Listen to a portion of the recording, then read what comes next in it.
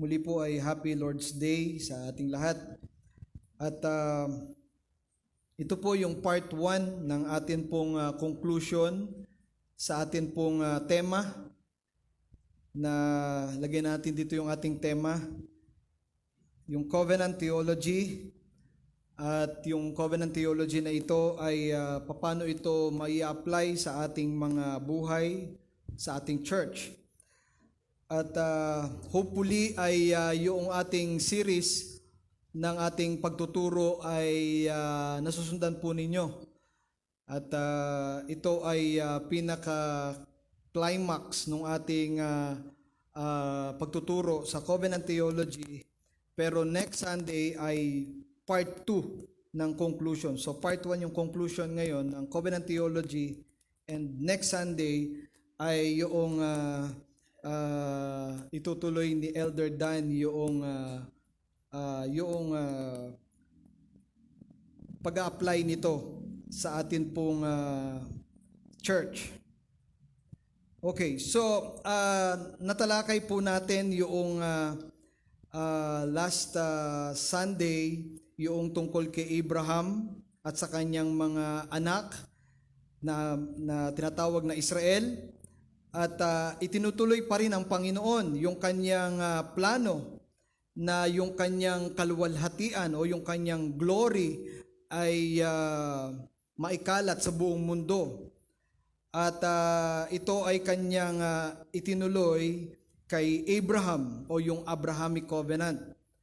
At sabi sa Genesis 22 verse sabi sa Genesis 22 ay kumbaga ay nangako ang Panginoon na kung yung magiging anak mo ay sindami ng bituin sa langit, at ganun nga ang nangyari. Dumami ang anak ni Abraham sa pamagitan ng ni Isaac, at ang Diyos ay nangako na ito ay magiging isang nation. By the way, sa mga hindi for the sake ng mga hindi nakarinig nung unang preaching, ay ulitin ko lang okay, by the way, sandali lang, pasensya na. Yung ating pong title ng ating sermon for this morning is Understanding Covenant Theology from David to Christ for the Church. From David to Christ for the Church. Okay, so natalakay na natin yung from Adam to Moses. Adam, bumagsak si Adam at si Eve. Tapos ay nakipag-covenant ang Panginoon kay Abraham and then kay Moses. Okay? And then ngayon, ang tatalakayin natin from David to Christ for the church. So may connection ba si David at yung church? Kasi Old Testament yung kay David, tapos pupunta tayo sa church. So parang, paano ba makukonek yun, ano? Anyway, ulitin ko lang, yung covenant na pinag-uusapan natin is a binding relationship between God and man. Binding relationship. Ito ay isang relasyon na hindi kailangang mawasak o mawala. This is a binding relationship between God and His people.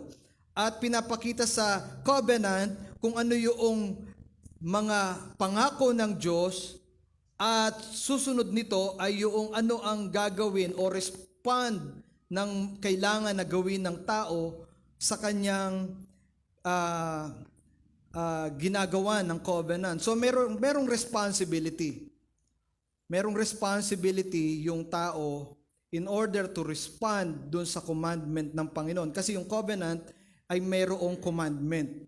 Ito ay pinagkasundoang pangako. So may pagkakasundo na merong gagawin ng tao o responsibility ang tao para sa Diyos. Okay. So hindi pwedeng may covenant pero walang responsibility. Yun ang ibig sabihin nun. So ito ay, kaya merong lumang tipan, merong bagong tipan. Merong bagong pakikipagkasundo ang Panginoon sa tao. Merong creation sa Old Testament, Pero sa New Testament, God is introducing a different kind of creation, a new creation. Ang bawat isang nakipag-isa kay Kristo ay bago ng nilalang. So merong old creation o merong creation sa Old Testament pero merong new creation sa New Testament. It has something to do with swearing an oath o pangako, nangangako ako, or a promise with an agreement to both parties. Nangangako ako, nangangako ka, gagawin nating pareho to. Merong sinumpaang mga pangako. That's the clearest way ng explanation ng covenant. Merong sinumpaang pangako. So, merong dalawang crucial point na gusto kong i-share sa inyo bago tayo pumunta kay David. Meron lang dalawang crucial point. Okay. Number 1 is yung God's original plan and purpose. God's original plan and purpose. Meron siyang original plan at ito ay, alam ko, narinig na nyo to, pero hindi naman tayo mga expert dito. So, gusto ko lang na mapakinggan nyo ulit kasi napaka-crucial nung verse na ito. God's original plan and purpose. Ephesians chapter 1 verse 4, dito sa slide ninyo, Ephesians chapter 1 verse 4, bago palikain ang sanlibutan, meron na siyang plano. Ang plano niya is pipili siya ng mga tao upang maging kanya. Upang maging kanya. A people devoted for himself. Okay? At ang sabi rito, sa pamamagitan ng pakikipag-isa kay Kristo at upang tayo'y maging banal. To be holy at walang kapintasan sa harap niya. So, ang original plan ng Panginoon, ang original plan and purpose ng Panginoon is para tayo ay maging Kanya at itong mga tao na ito na nakadesign para sa Kanya ay magiging banal. Okay. Magiging banal. Now, tatanungin ko po kayo, dito po sa verse na 8 nyo pong nasa inyong screen, ano po sa palagay ninyo ang ating dapat na maging tugon sa pagkatawag at pagpili ng Diyos sa atin?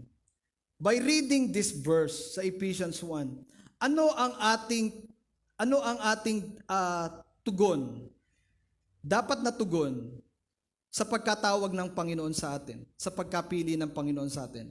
What will be our response? Tingin nyo. Ha? Ang ating tugmang tugon sa pagkatawag at pagpili ng Diyos sa atin ay ang kabanalan. Tama po ba? Hindi ako nagsabi nun, yung Word of God. Tingnan nyo, tinawag tayo ng Panginoon, yung pagkatawag sa atin, yung pagpili sa atin ng Panginoon, wala tayong ibang akmang tugon, kundi maging banal sa harapan ng Panginoon. Makinig po tayo. We are in the world, but not of the world. We are in the world, but not for the world. Sana dumating yung sana yung mga Christian, yung mga totoong Christian ngayon ay lumagay na doon sa kaisipan na hindi talaga itong mundong ito ang aking tunay na tahanan. Kasi may mga Kristiyanong attached pa rin sa mundo eh. Meron pa rin mga Christians na may impluwensya pa rin ang mundo eh. Mahal pa rin nila yung mundo. Parang yung asawa ni Lot, yung hindi siya yung bang tumitingin pa rin siya doon sa pinanggalingan. At hindi niya maalis yung kanyang paningin sa mundo. Na-enjoy pa rin niya ang mundo. Pero sa mga tunay na Kristiyano, meron siyang kaisipan na hindi talaga ito ang tunay kong tahanan. Pansamantala lang yung mga tahanan natin dito. Pansamantala lang tayo dito. Nakukuha niyo po ibig ko sabihin? Ang ating pinakaakmang tugon o tamang tugon o tugmang tugon sa pagkatawag at pagpili ng Diyos sa atin ay ang ating kabanalan. Ang Hebrew word sa salitang holy is kadash. Kadash. Ang ibig sabihin nun, to be set apart. to be set apart for a specific purpose. Pag sinabing holy, kadash, sa Hebrew word, ibig sabihin nun, ikaw ay ibinukod. Nasa mundo ka pero ibinukod ka mula sa mundo para sa specific purpose. John 17 verse 14 sabi doon, because they are not of the world, sabi ni Jesus. Nasa sanlibutan pero hindi makasanlibutan. Wala pa tayo doon sa eternal state. Habang tayo po'y nasa mundo, nagkakasala pa rin tayo. Pero, kahit meron tayong, nagkakasala pa rin tayo. Pero dahil ikaw ay ibinukod, okay, mahalaga po ito, dahil ikaw ay tinawag ng Panginoon para maging banal, ikaw ay ibinukod mula sa mundo, kahit tayo ay nagkakasala, pero meron kang ibang estado. Kung ikaw ay talagang nagsuko ng iyong buhay sa Panginoon, meron kang ibang estado. Ikaw ay ibinukod. Nasa mundo ka pero ibinukod ka. Okay? Ito ang kaibahan. Nagkakasala tayo pero hindi tayo alipin ng kasalanan. Bagkus na pagtatagumpayan pa nga natin ang kasalanan. Nakuha niyo po ibig ko sabihin? Meron tayong kapintasan, yung mga ka-close friend natin o yung mga kachokara natin o yung mga kasambahay natin o mga kasama sa bahay o mga kaibigan natin, alam yung kapintasan natin. Pero kahit may kapintasan, pag ikaw ay holy, binukod, kahit may kapintasan, hindi ka sakit ng ulo ng ibang tao. Hindi ka perwisyo sa ibang tao. Hindi ka pasaway. Nakukuha niyo po yun? Hindi ka sakit ng ulo ng magulang mo. Hindi ka sakit ng ulo ng kapitbahay mo. Kasi binukod ka ng Panginoon. May kapintasan tayo. May maipipintas at maipipintas sa akin. May maipipintas at maipipintas sa iyo. Lahat tayo ay may kapintasan. At dahil tayo may kapintasan, mahilig tayo mamintas ng iba. At ang madalas natin nakikita ay kapintasan ng iba. That's our nature. Pero kahit may kapintasan, dahil tayo ay, kung ikaw ay nagsuko ng iyong buhay sa Panginoon, you are set apart. You are set apart. Iba kang mga tuwiran. Hindi gaya ng mundo. Ephesians 1 verse 5, pinili niya tayo upang maging anak. Natatandaan niyo yun, yung ginawa sa Israel, sila ay tinawag na anak. Di ba? So parang yung privilege ng pagiging anak ng mga Israelita nung araw, you are my son. Diba? Natatandaan nyo last Sunday, you are my son, my firstborn son. And that privilege ay ibinigay din niya sa lahat ng mga makikipag-isa kay Kristo. Pinili niya tayo upang maging anak niya sa pamamagitan ni Jesucristo ayon sa kanyang layunin at kalooban. So very crucial. God's original plan, ang original plan ng Panginoon ay para tayo ay tawagin niya, para tayo maging banal sa pamamagitan ng Panginoong Hesus. Now, para maparangalan natin, tinawag niya tayo para maging banal, pero hindi para sabihin, oy, banal ako ingat ka ng pakikipag-usap sa akin. Walang gano'n Yung, oy, makadiyos ako, kaya medyo wag mo akong masyadong kakausapin. Ang sasabihin mo lang sa akin, mga Bible verses. Hindi naman gano'n. Sabi doon, pinili tayo ng Panginoon para maging banal, pero yung kabanalan na yon, sabi sa verse 6, kung di ako nagkakamali, to the praise of His glorious grace. Para maparangalan natin yung kagandahang loob ng Panginoon sa mga buhay natin. Number 2, na crucial point, yung God's execution to fulfill that plans and purpose. Paano niya gagawin? Paano niya ma-execute yung plano na yon na tumawag siya at pumili siya ng mga tao, pumili siya ng mga tao para maging banal. Paano niya i-execute yon? So, ito yung pinaka-crucial dito. Yung God made Adam after His image and likeness.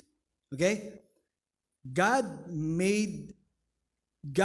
chose, yun ang dapat kong sabihin. God chose Adam after His image and likeness. Pinili niya si Adan. Okay, itong Adan na to, nagagawin kong tao to, putik, pero gagawin kong tao, pero ito ay magbibigay ng karangalan sa akin.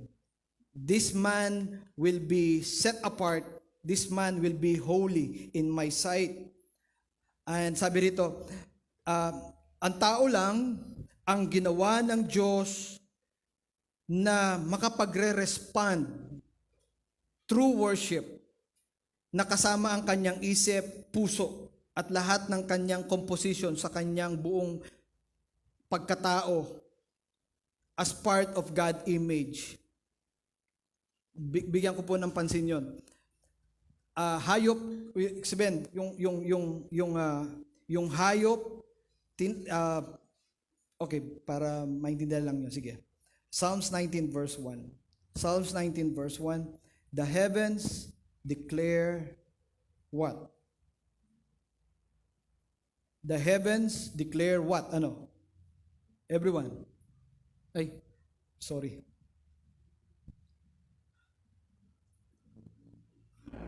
The heavens declares what? The glory of God. Tuloy pa rin ang plano ng Diyos for the glory of God, for His glory. Ginawa niya ang langit to declare the glory of God, the sky to proclaim the works of His hands.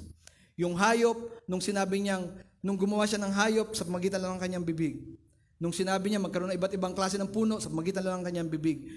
Pero ang tao, nilagyan niya ng kaluluwa yung tao. Sa lahat ng nilikha ng Diyos, although all these things are proclaiming the glory of God, sundan niyo po nyo, all these things, lahat ng nakikita natin ay nakadesign for the glory of God, pero ang tao lang ang makakapag-respond with all his heart. Hindi magagawa ng hayop yon to declare the glory of God.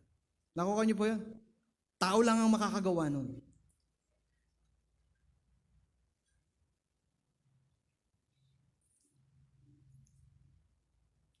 Yon ang image and likeness na nilagay ng Diyos sa tao. Okay? Next slide. Next slide. Who you are is defined by who you're designed to worship. Makikilala mo kung sino ka sang-ayon o depende kung sino yung sinasamba mo. Tayo ay nakadesign to worship God, to glorify God. That's really who we are. Ganun talaga tayo. Pero ganito, tingin po kayo sandali.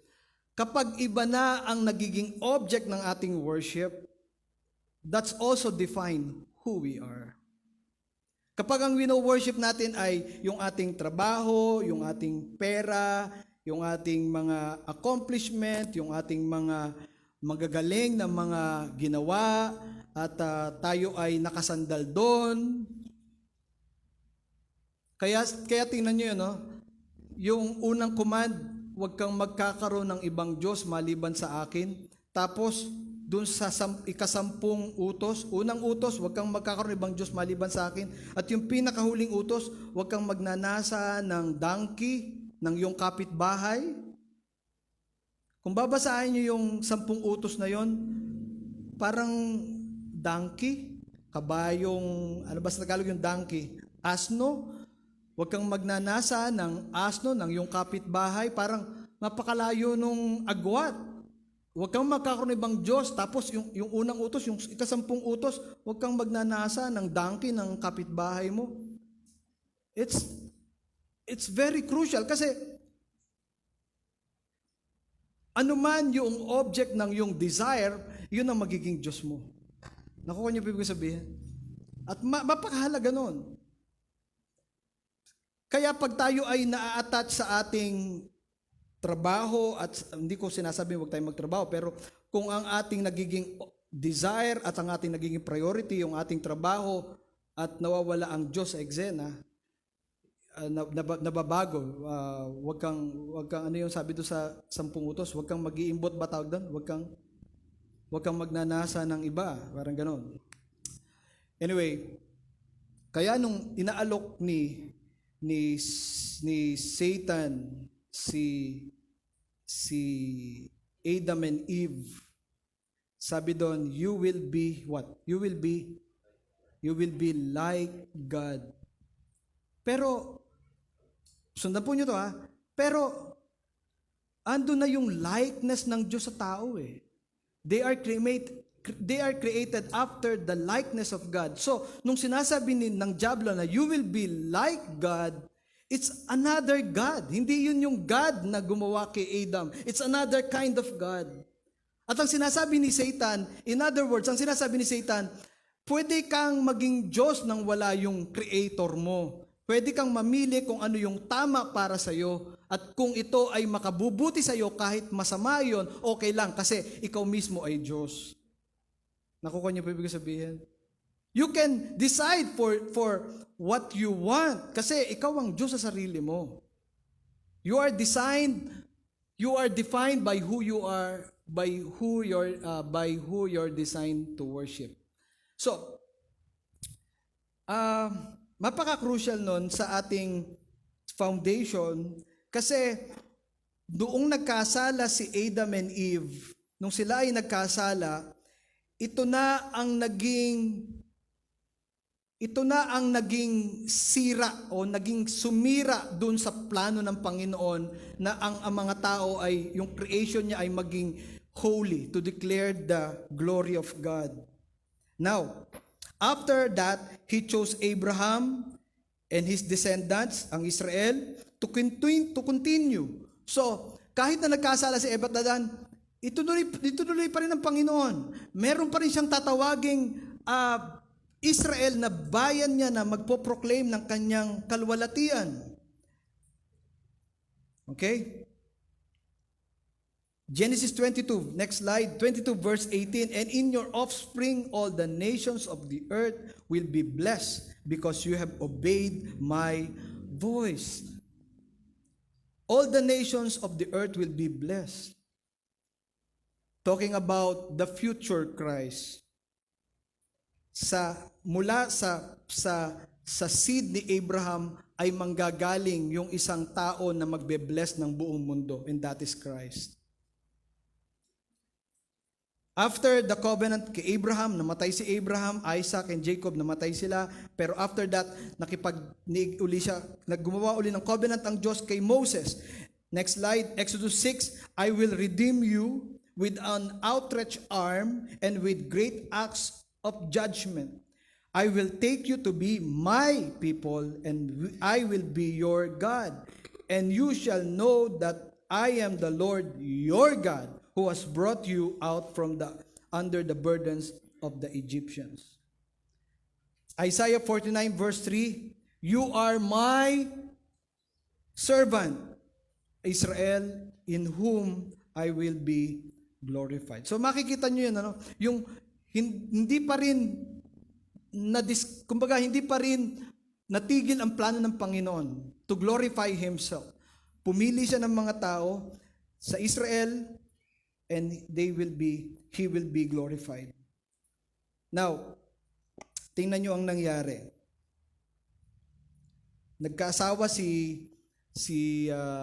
Nagkaroon ng problema si Solomon, nagkaroon siya ng maraming asawa at yung mga asawa na yon ay nagdala ng maraming Diyos-Diyosan sa Israel. Tingnan nyo Deuteronomy chapter 10 verse 12. Ewan ko kung nababasa po ninyo, pero sabi dito, bayang Israel, at ano nga ba ang nais ni Yahweh mula sa inyo? Ang gusto lang naman niya ay igalang nyo siya, talking about responsibility, sundin ang kanyang mga utos, ibigin siya, paglingkuran siya ng buong puso't kaluluwa. Tingnan nyo yun, sundin ang kanyang mga utos, ibigin siya. Sundin ang kanyang mga utos, at ibigin siya. Ano sabi ng Bible sa New Testament? If you love me, you will obey my commands. Pinagsama yung commandment at saka yung love o yung pag-ibig.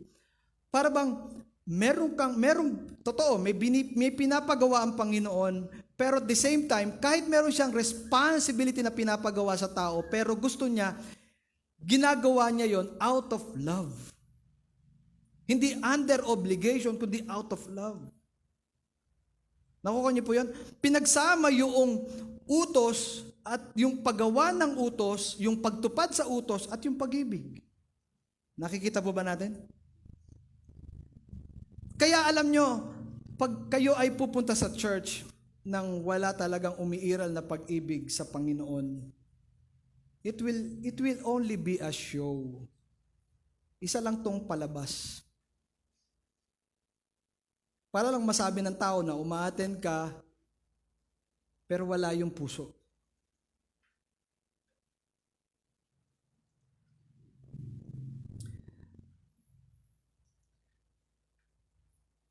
Verse 15, tingnan nyo yun. Ngunit sa laki ng pag-ibig niya sa inyong mga ninuno, talking about the covenant, kayong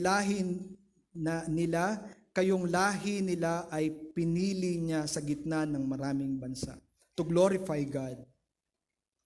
Pero tingnan po yung Leviticus 26 verse, next slide. Ano po nangyari? Ngunit kung hindi kayo makikinig sa akin at hindi tutuparin ang mga utos ko, kung tatanggihan nyo ang aking mga tuntunin at kautusan, kaya't ayaw ninyong sundin ang mga ito at sisirain ninyo ang ginagawang kasunduan sa inyo. Andun na naman yung salitang covenant. Padadalhan ko kayo ng mga sakuna, makakaranas kayo ng matitinding sakit, magpapalabo ng inyong mga mata, at magpapahina ng inyong katawan, hindi ninyo makakain ang mga pinagpagalan ninyo sapagkat ito'y kakainin ng inyong mga kaaway, etc., etc. Kaya alam nyo, maging maliwanag sa ating lahat na yung pagpunta nyo dito dapat merong puso. Dahil alam nyo, mapapagod at mapapagod din kayo. Kapag pumupunta kayo sa church, naglilingkod kayo sa Panginoon ng walang puso. Dahil ang gusto ng Panginoon, ang gusto lang ng Panginoon, meron tayong covenant, pero yung covenant na yun may responsibility, pero yung responsibility na yun may kasamang pag-ibig sa Panginoon.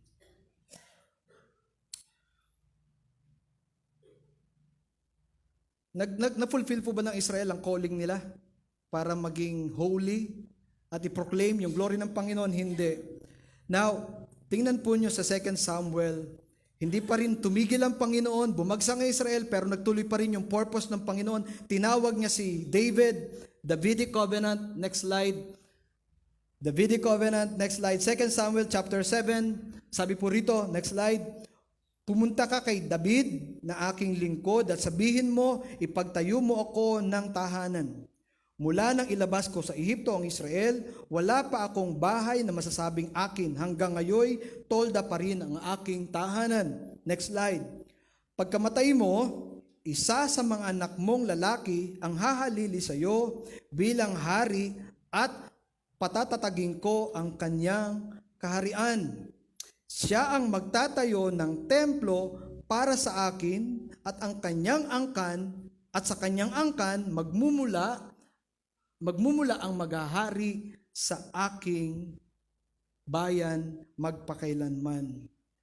He is not talking about Solomon here. Hindi na ang sumunod na anak ni David ay si Solomon.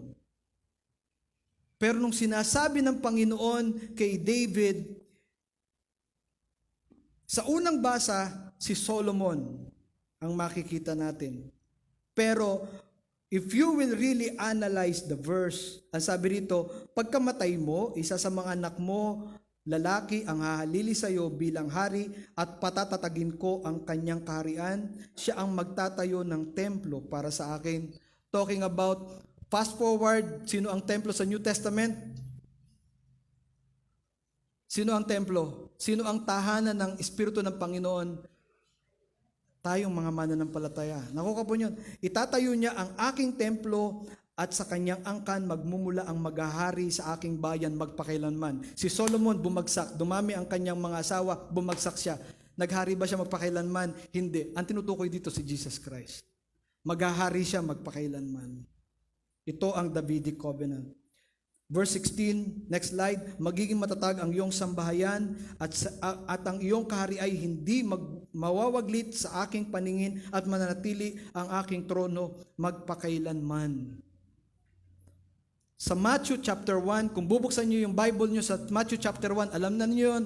Sa iba rito, hindi pa alam, pero sa Matthew chapter 1, pinakita doon, inumpisahan kagad ni Matthew, unang libro sa New Testament, sa Matthew chapter 1, pinakita kagad yung ebidensya mula kay Abraham patungo kay Kristo, ang naging anak ni Abraham at ni David, nagmula ang tagapagligtas si Jesucristo. Siya ang maghahari magpakailanman. Nakukuha niyo po ibig sabihin? Amen po ba? And now, makikita po natin dito, huwag natin dapat laktawan ang pinakamahalagang kwento sa kasaysayan. Ito'y walang iba kundi ang pagdating ni Kristo at ang kanyang kamatayan sa krus. Ito ang pinakasentro ng kasaysayan. Nakita niyo yung corona para sa hari, pero yung corona para sa hari ng mga hari ay koronang tinik. Nagets po ba nyo? Yes. Sana nakuha po nyo. Kung ano ang ginawa niya na hindi nagawa ni Adan, na hindi nagawa ng Israel, hindi nagawa ni Abraham, hindi nagawa ni Moses, ginawa ni Kristo. Sino si Jesus? Next slide. Sino si Jesus? Siya ay Diyos, ikalawang persona ng Trinity, dala-dala niya ang perfect image of God. The image of the invisible God, Jesus Christ. Jesus Christ is the radiance of the glory of God. He is the firstborn of all creation, pero hindi siya nilikha. Why? Because for by Him all things were created.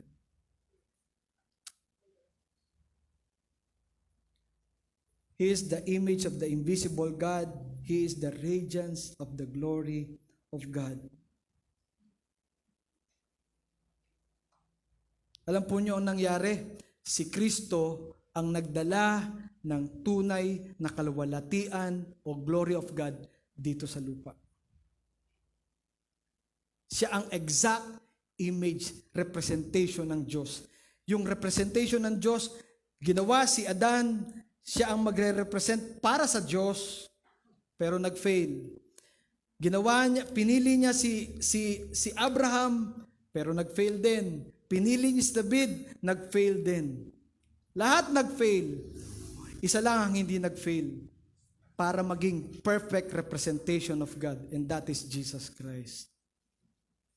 Pwede ba kayo mag-amen? Amen po ba? Siya ang perpektong nag-display ng kaluwalhatian ng Diyos. Yung image and likeness ng Diyos na dahil sa kasalanan ay hindi nag-represent ng perfectly sa mundong ito. Dahil sa kasalanan ni Eva at Adan, si Jesus Christ ang naging perfect example of the image and likeness of God.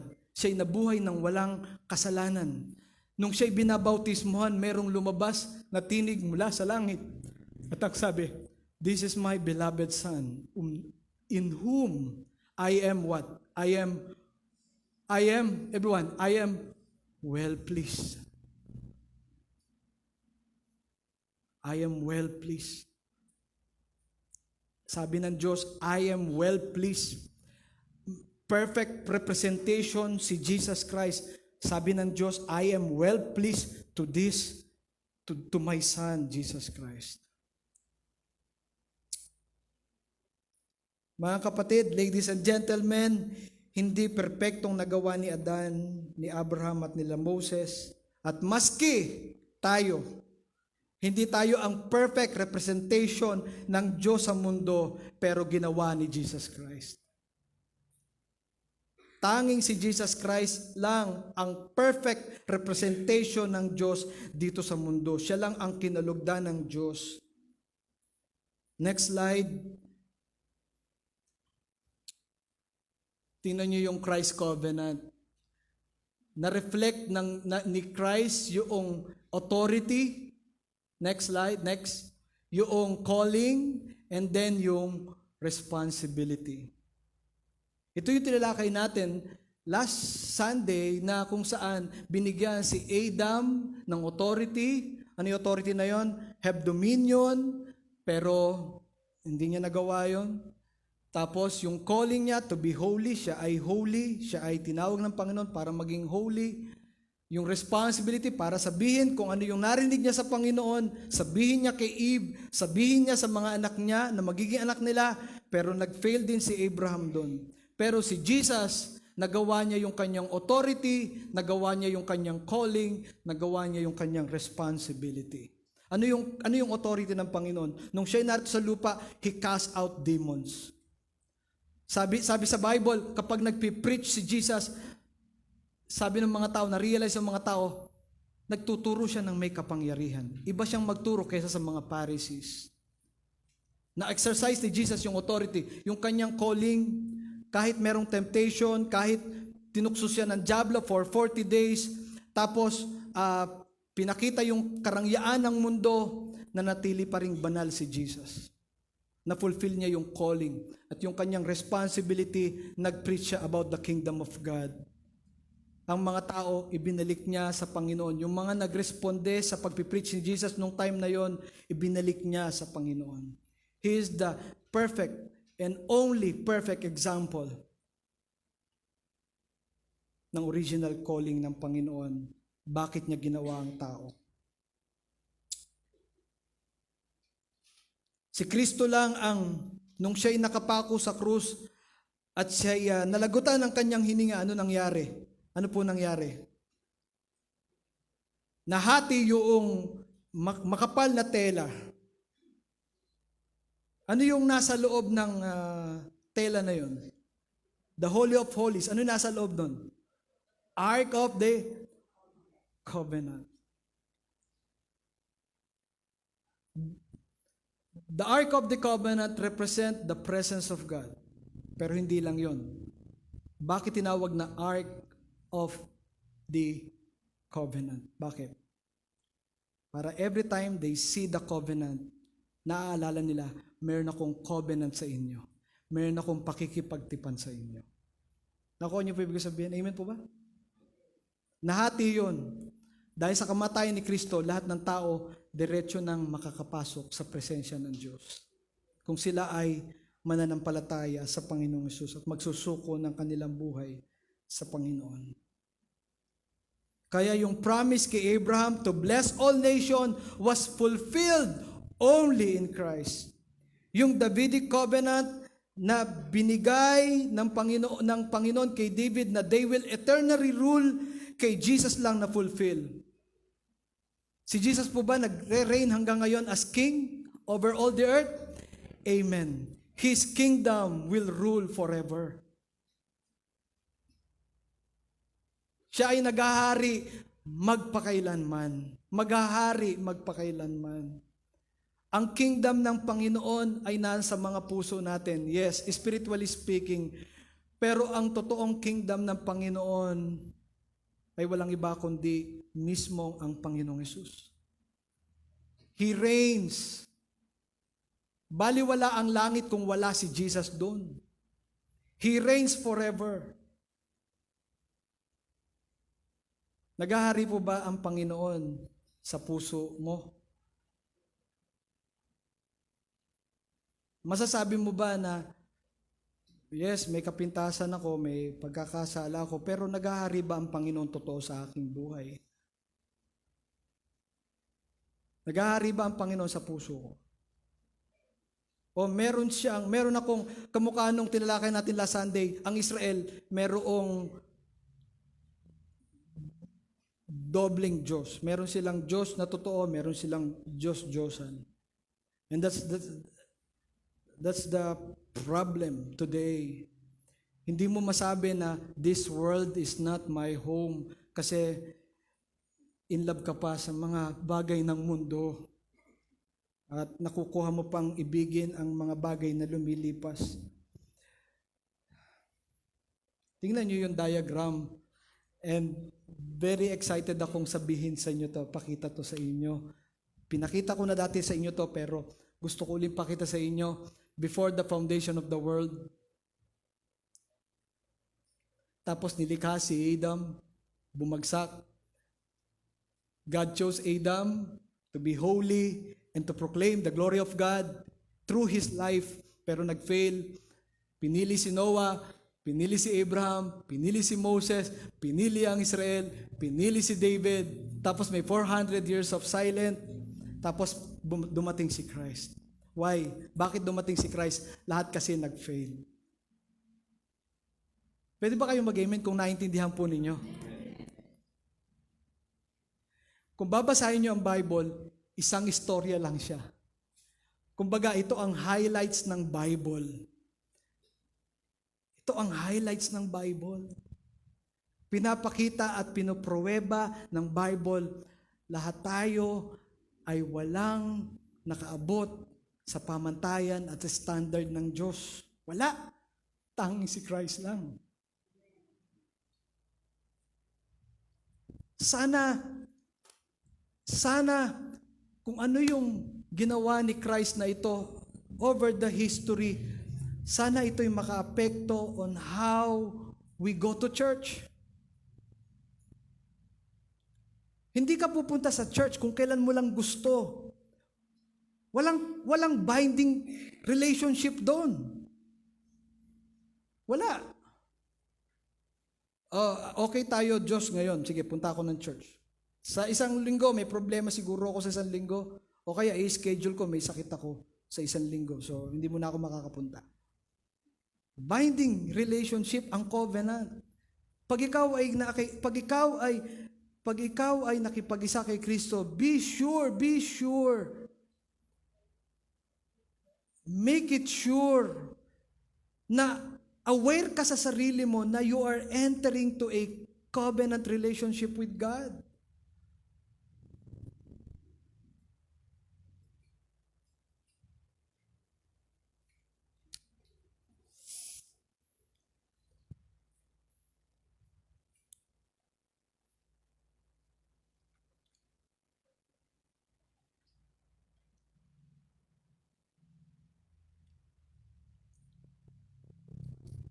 Ano nangyari after that?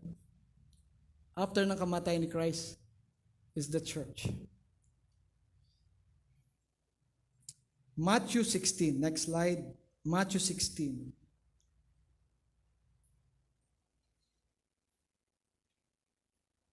And I tell you, you are Peter, and on this rock I will build my church, and the gates of hell shall not prevail against it. Yung salitang church, sa Greek word ay ecclesia, an assembly. Yung word na ecclesia comes from two Greek words. Andiyan ba yun? Nakikita nyo? Ang salita ay ek, out, and kaleia, to call. Meaning, called out ones. Ano ang tawag doon sa Hebrew ng holy? Kadesh. Set apart. Sa church naman, ano ang Hebrew word? Ecclesia. Ano ang meaning nun? To what? To be called out. Tingnan nyo, ano? May relation ba yung Kadesh na holy at yung church? Binukod for a specific purpose. Tapos yung church naman, tinawag palabas. Pareho din. Nakukuha po ba nyo? Mag-amen nga po kayo kung nakukuha po natin. Yung isa, ibinukod. Yung isa naman, tinawag palabas. Nakukuha nyo po yan? Pareho din. Pero tingnan po ninyo. It was carried over from the Old Testament, kahal. Next slide. Deuteronomy chapter 31 verse 12. Assemble the people, men, women, and little ones, and the sojourner within your towns, that they may hear and learn to fear the Lord your God, and be careful to do all the words of the law. Yung salitang assemble doon is from the root word kahal, na merong kasing kahulugan. Pakibalik nga uli, Rox. Yung salitang ecclesia is an assembly. Yung kahal sa Old Testament is also an assembly. Tingnan nyo ulit yung next slide. Deuteronomy chapter 31, assemble the people. Magsama-sama ang mga tao. Magtipon-tipon ng mga tao. Para what? Para ano? Para ano? Para ano? Para makinig ng salita ng Panginoon. Para matuto sa paraan ng Panginoon. Ibig bang sabihin, Pastor, doon pa lang sa may Old Testament, meron ng pananaw ang Diyos tungkol sa church na pagsamahin yung Old Testament, may connection yung kahal at yung ecclesia? Yes, pareho ng meaning yon. Ibig sabihin, mga kapatid, ang church is not a plan B of God. It was part of the eternal plan of God. Ang church. Ang church. Hindi plan B ang church. Mula pa lang noon, tinawag na meron ng konsepto ang Diyos, lahat ng aking tatawagin, magtitipon-tipon sila para makinig. Sila ay ibinukod. Sila ay tinawag palabas mula sa Ehipto para hindi na maging alipin ng Egyptians. At yun ang pagkatawag sa church, to be holy. To proclaim the praises of God's grace.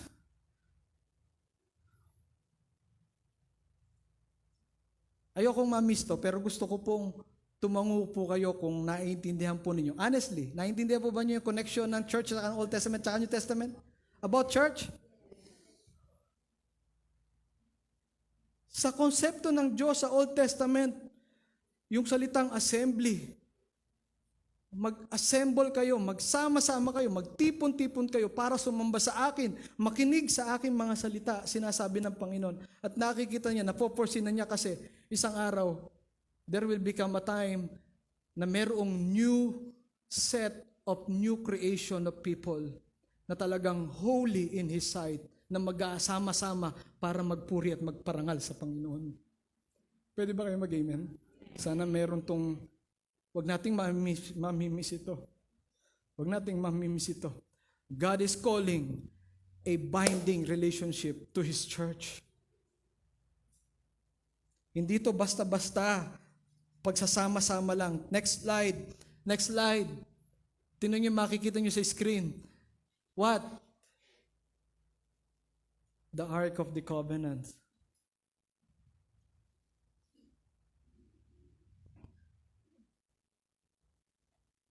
That is my sign. Sabi ni God, yan ang sinyales ko na I will be faithful to my covenant. Ark of the Covenant. Tingnan po ninyo, ito ang covenant theology. Next slide. Covenant theology. Basahin nga po natin sabay-sabay. 1, 2, 3, go! Covenant theology emphasizes the continuity of God's covenantal relationship with humanity, tracing it back to Adam, then to Abraham and Israel. In this view, the church is seen as the one who will... Pwede ba natin palakpakan si Jesus? Sana walang natutulog. Sana mag-gets to ng crossover church. Hindi pa rin bumigay ang Diyos sa kanyang original na plano. Tatawag at tatawag pa rin siya ng mga taong binukod niya para magbigay ng karangalan sa kanya. Ang mga tao, because of sin, gawa tayo ng music para maparangalan tayo sa sarili natin. Gumawa tayo ng art para maparangalan yung sarili natin. Gumawa tayo ng movement para maparangalan yung sarili natin. Yung sarili ang inisip. Because yun ang galing kay Adam and Eve. Yun ang gods. Yun ang little God sa puso ng tao. Yung hanapin yung glory para sa kanyang sarili. Saan ba ako magaling? Dapat makita ng mga tao na magaling ako. Ang buhay natin, mga kapatid, nakadesign only for the glory of God. At itinuloy yon kay Kristo. He is the exact representation of God. Kaya tingnan nyo, next slide, tingnan nyo yung nangyari. Tingnan nyo yung nangyari. Before the foundation of the world, He chose us in Him to be holy. Nag-fail. Ang nangyari, dinisign niya ang church. Pero tingnan nyo, sige po, pakita po natin. Sige. God is still continue to work out His original plan to the praise of His glorious grace.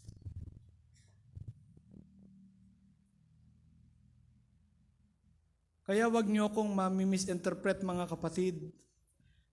Ang pulpit na ito, ang stage na ito, magagamit lang para sa karangalan ng Panginoon. Walang matataas sa stage na to. Hindi tayo magpapakyut dito, hindi tayo magbibigay ng ating talento para maparangalan ang sarili. Gagamitin ang pulpit na ito, ang church na ito, ang stage na ito, para lang sa karangalan ng Panginoon. Para lang sa karangalan ng Panginoon. Sana hindi tayo yung bang pag Sunday, malapit tayo sa Panginoon, pero Monday to Saturday, yung buhay natin hindi sakop ng Panginoon. Hindi ganoon. Gusto ng Panginoon ay merong binding relationship. So ano ibig sabihin? Dito pa kayo mamamangha. Tingnan nyo to. Next slide. Tingnan nyo to. Tingnan nyo sa Old Testament. Tinawag ang Israel as son, as spouse, his vineyard, his flock. Pero tingnan nyo. Nakikita ba yan sa New Testament?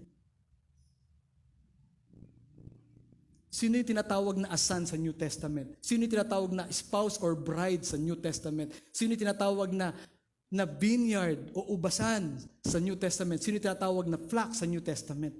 Ang church. Ang church. Ibig sabihin, nung kino-conceptualize ng Diyos sa kanyang sariling kayamanan at kayamanan ng kanyang karunungan, isang araw, itong calling and privilege na nasa Israel, dahil kay Kristo, ibibigay ko sa sino mang magsusuko ng buhay sa akin. Tatawagin ko siyang anak. Tatawagin ko siyang bride. Di ba nakalagay sa Ephesians yun? Bride of Christ and church. Nakikinig po ba kayo? Sabi ng John 15, ako ang tunay na puno ng ubas at kayo ang kanyang bukirin, kayo ang kanyang bukid, tayo ang kanyang vineyard. Tapos sabi rito, tayo ang kanyang mga tupa. Meron pa bang kambing dito? Magsuko ka ng buhay. Natawa lang ako, natawa na, pero Kung okay. Erase.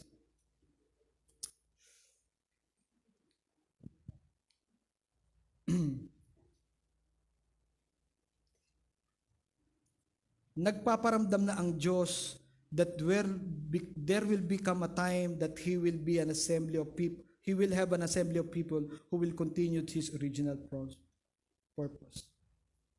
Mga kapatid, the church represent who their God is. The church represent who their God is.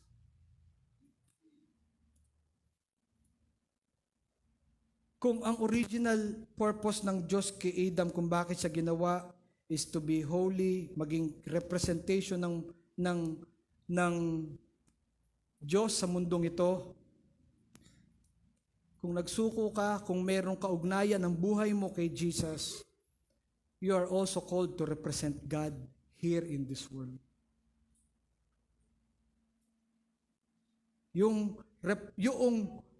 Makinig po kayo, pwede po ba tumingin sandali?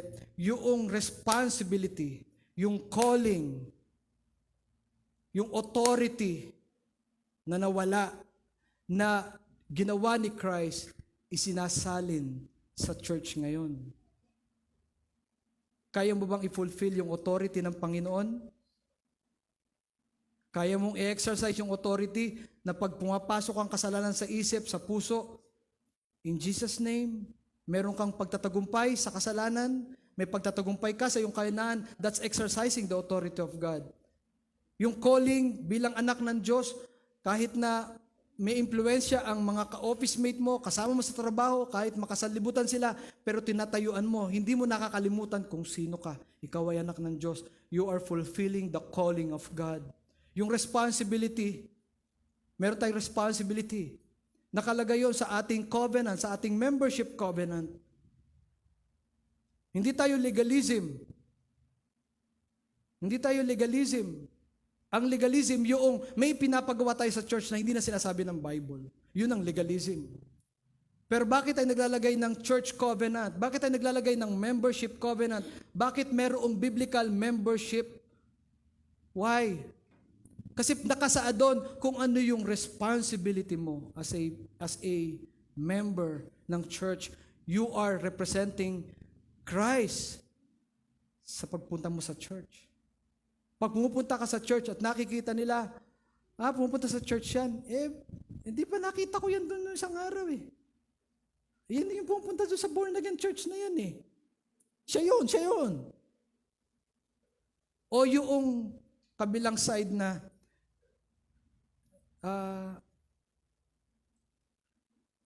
saan ka umate na church? Sama ako sa church mo. Pero sa isip niya, nakikita niya kasi yung gawaan ng Panginoon sa buhay mo. Nakikita niya kung paano ka magtrabaho. Nakikita niya kung paano ka gumawa sa yung secular job. Nakikita nila. You are representing God. Ngayon, ito ang challenge. Are you going to fail the plan of God or not? Or to fulfill it? Yun ang tanong, yun ang hamon. Are you going to represent Christ? Are you going to fulfill your calling and your responsibility? Yun ang hamon eh.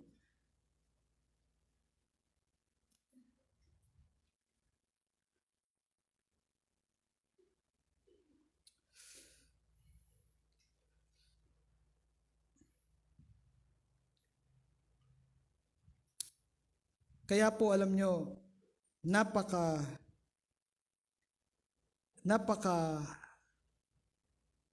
napakababaw ng dahilan ng isang member ng church na kaya siya hindi a-attend. Dumadaan tayong lahat dito. Hindi ako nagpapatama sa isang partikular na tao, dumadaan tayong lahat dito. Pero mababaw yung dahilan na kasi meron ka nakitang kapintasan o may nakita kang kakulangan, aalis ka na ng church.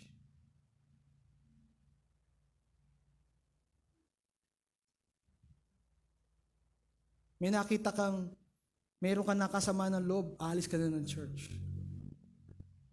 God is calling us to have a covenant with Him. It's a binding relationship. Yung bang ayaw ni Jesus ng live-in partner.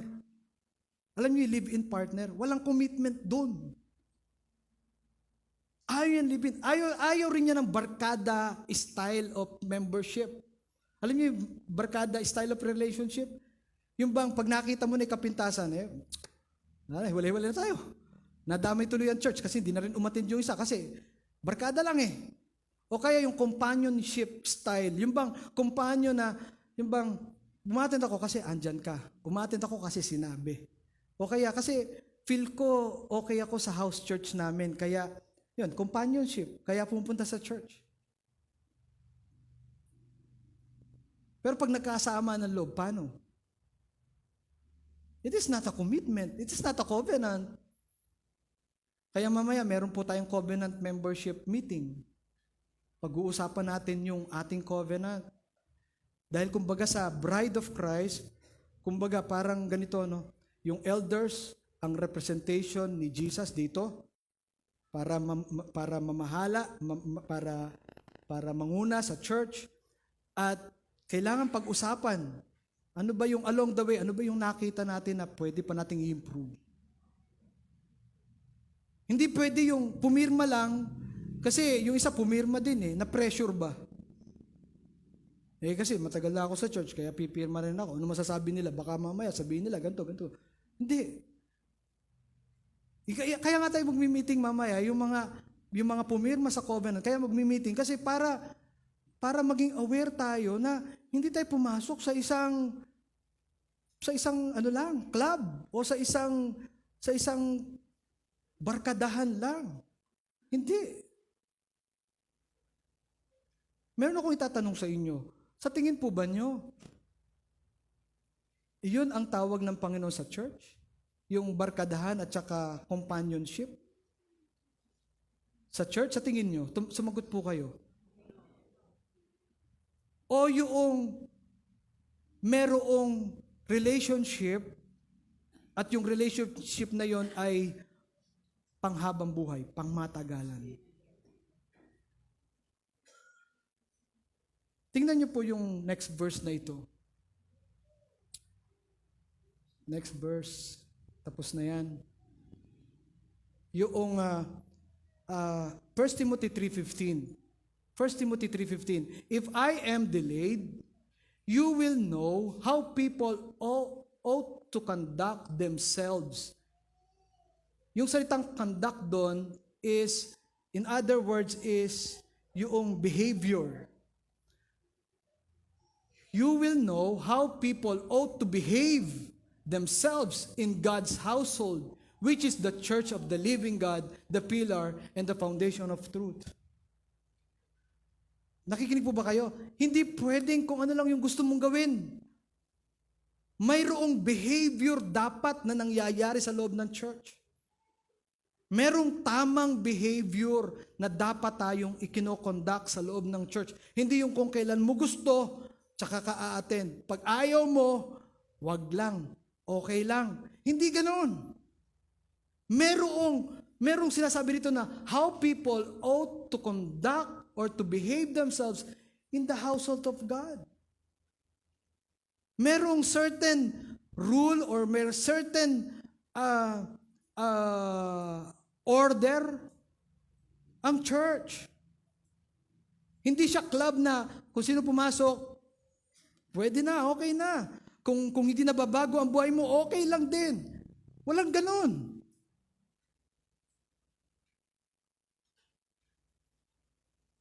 Kaya pinakita ko po sa inyo yung Kadesh, tsaka yung sa Ecclesia, yung holiness, yung connection ng holy at yung connection ng church. Pareho silang pinalabas, tinawag palabas para maging bukod. Pwede po bang sumagot kung meron po kayong amen?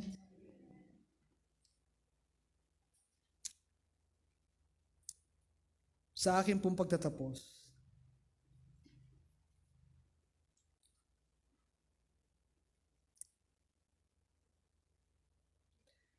dito nagiging posible ang pag-ibig at pagkakaisa. Dito nagiging posible ang pag-ibig at ang pagkakaisa. Kahit iba-iba tayo ng temperatura, at namimili tayo kung sino ang gusto lang natin na kausapin, at kung sino lang yung type ng tao na gusto natin kausapin sa church. It is our automatic sinful nature yung mamili ng tao. Pero bakit tayo pinagsama-sama ng Panginoon? Kahit iba-iba tayo ng ugali. Dito nagiging posible ang pagpapatuloy sa pananampalataya hanggang wakas. Why? Kasi ngayong umaga, mula nung nagturo po tayo noong first Sunday, meron ng tamang pananaw ang church tungkol sa covenant, sa salitang covenant. Hindi siya mababaw na covenant lang. Hindi siya mababaw. Pinakita ko po sa inyo na ang covenant ay isang seryosong gawain. Kaya nagiging posible ang pagkakaisa at ang pag-ibig dahil naiintindihan natin na ang mga ginagawa natin dito sa loob ng church ay hindi para sa atin at hindi dahil sa atin. Ito ay para kay Kristo at dahil kay Kristo. Hindi natin kayang umibig ng iba sa ugali natin. Hindi natin kayang sumama sa isang grupo na may kapintasan kasi makikita natin ang kapintasan ng iba. At minsan, yung pang nagiging dahilan kung bakit tumitigil ang marami sa church dahil sa kapintasan na nakikita nila. Pero dahil alam mo na ang tamang pananaw sa covenant at sa ginawa ni Kristo, nagiging posible ang pagkakaisa, nagiging posible ang pag-ibig. Hindi inutos ng Panginoon, if you love me, you will keep my commandments. Ang pagsunod ngayon sa bagong creation ng Panginoon ay hindi na under obligation. Hindi kamukha sa Old Testament na kapag hindi mo ginawa ito, papatayin ka ng Diyos. Sa New Testament, hindi na under obligation, but because of love. Nagagawa kong magpatawad sa kapatid kasi naranasan kong patawarin ni Kristo. Pwede ba kayo mag-amen?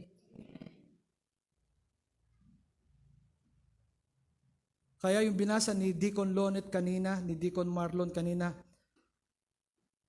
darating yung time, sabi ng Panginoon, gagawa ako ng bagong pakikipagtipan. Isusulat ko na ang aking salita sa puso ng tao. Hindi natin kayang magpatawad, hindi natin kayang umibig ng hindi natin type. Sino po dito yung sino po rito yung tao na meron siyang hindi type kausapin dito? Nangyayari yun. Every now and then, nangyayari yun. Iwasan na lang. Huwag na lang kausapin para hindi magkasala. Pero sa tingin nyo, yung ba ang calling ng church? Nagiging posible lahat dahil kay Kristo. Sabi ron, darating yung time makikipag-covenant ang Diyos, pero yung puso isusulat na sa puso. Yung kanyang salita ilalagay na sa puso ng tao. Yung salita, makinig po kayo, yung word of God na yon ang magkikilos sa atin, ang mag-e-energize sa atin, ang magpapalakas sa atin para yung hindi natin kayang gawin, nagagawa natin dahil sa salita ng Diyos na nasa puso natin. At sana, mga kapatid, hindi tayo laging magkakasama dito sa church. Pwede po ba tumingin sandali dito?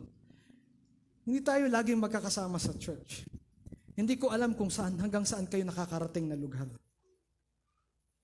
Hindi nyo ako na-check, hindi ko kayo na-check. Hindi ko kayo nakakausap lahat.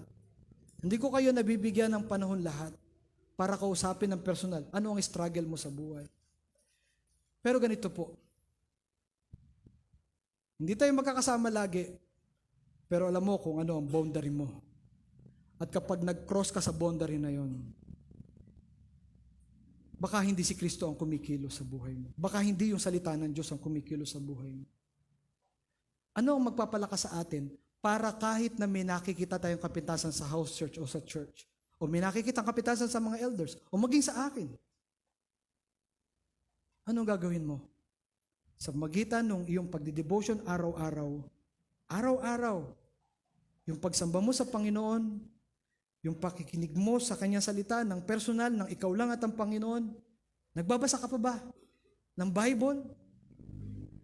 May impact pa ba yun sa buhay mo?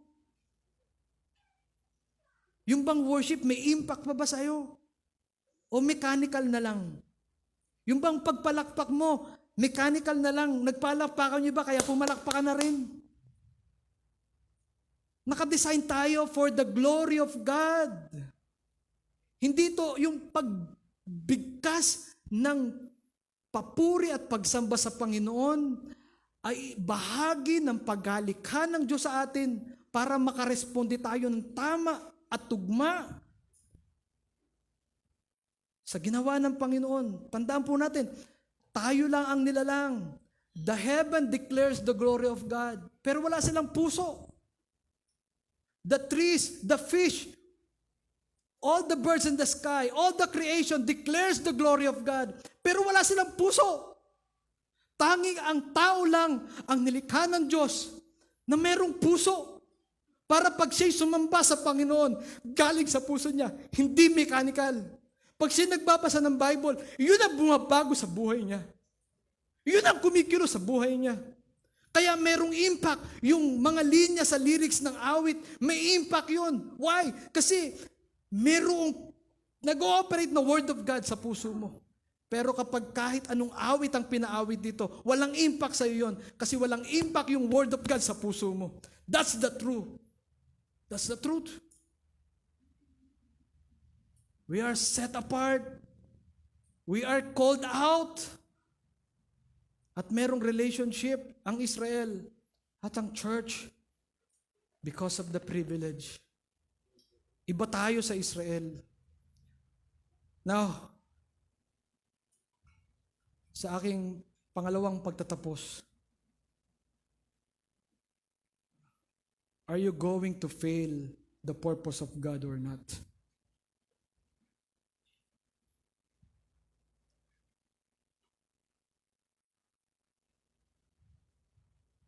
Nasa church ang bola.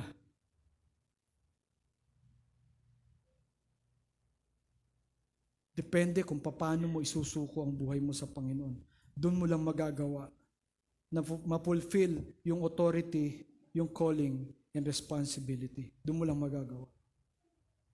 Kaya nagiging posible ang pagkakaisa, ang unity, ang pag-ibig sa bawat isa because of Christ, because of the Word of God.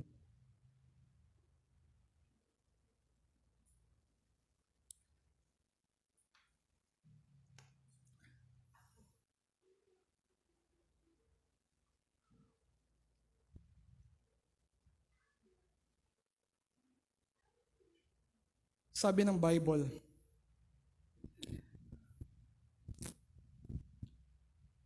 makamit man ng tao ang lahat ng yaman ng mundo, kung mapapahamak naman ang kanyang kaluluwa, baliwala din.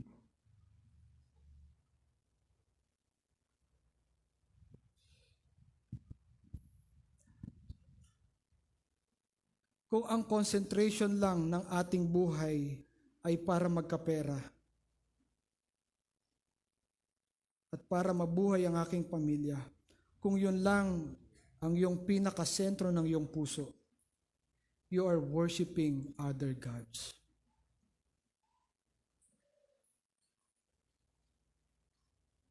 You are worshiping, you are making another gods of your life. Hindi ko sinasabing, eto na naman tayo. Hindi ko sinasabing, huwag tayong magtrabaho, magsumikap sa ating pamilya. Pero huwag tayong maging too attached for this world. Dahil ang tunay na talaga nating tahanan ay yung kingdom of God. What kind of time we are living now is part of the signs of the imminent coming of the kingdom of God. Isang araw, bigla na lang lilitaw si Kristo. Baka nagkakalimutan tayo. Habang abala tayo sa mundo, baka nakakalimutan natin, ang ating ginagawa na ito ay testing ground, part of purification process ng Panginoon para malaman kung sino yung totoong tupa at kung sino yung kambing. This is part. Sabi ng Bible, lalaganap ang kahirapan. Sabi sa Matthew, lalaganap ang kahirapan at dadami ang manlalamig ang pag-ibig. At ganun ang nangyayari ngayon, mga kapatid. Makita mo lang ang kapintasan ng isang tao, pwede kang bumagsak, pwedeng manlamig yung pag-ibig mo.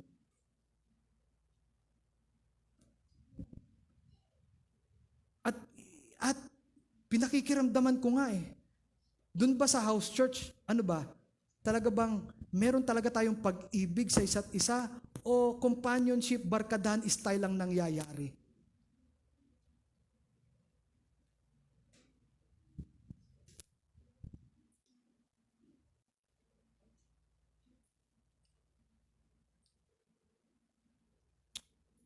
Huwag po natin kalilimutan to. Sino po ang may natutunan at magiging bahagi ng kanyang pananampalataya, yung kanyang narinig ngayong umaga? Pwede ba kayo mag-amen? Praise God. Napakarunong ng Panginoon. Sa kanyang napakalawak at napakalalim at kahangahangang karunungan, ikaw at ako pala ay bahagi ng kanyang eternal plan. At salamat sa Panginoon. Dahil kay Kristo, dahil sa Panginoong Hesus, lahat ay naging posible. Pwede ba ating palakpakan ng Panginoon? Praise God. Praise God. Purihin po ang Panginoon.